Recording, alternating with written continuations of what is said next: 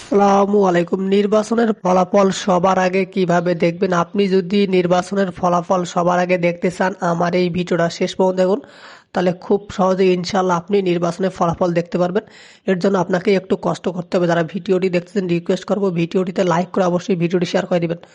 তো নির্বাচনের ফলাফল সবার আগে দেখার জন্য প্রথমে আপনি আপনার ফোনে প্লে স্টোর আছে, সেখানে চলে আসবেন। আমি রিকোয়েস্ট করতেছি প্লিজ ভিডিওটি আপনি শেষ পর্যন্ত দেখবেন।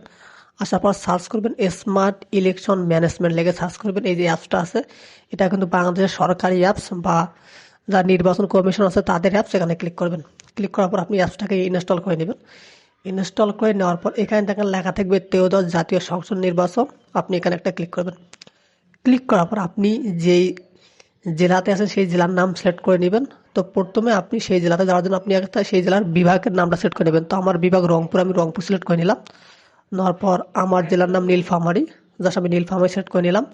নেওয়ার পর এখন আমার নীলফামারী 3 আসন, আমি 3 আসনে যাব। এখানে দেখেন লেখা আছে তথ্য, যে ভোট গ্রহণ শুরু হয়েছে। ভোট শেষ হওয়ার পরেই কিন্তু এখানে ফলাফল দেখাবে। আশা করি বুঝতে পারছেন। যদি ভিডিওটি ভালো লেগে থাকে প্লিজ শেয়ার করে দিবেন। আমি রিকোয়েস্ট করছি ভিডিওটি শেয়ার করে দিবেন। ধন্যবাদ সবাইকে।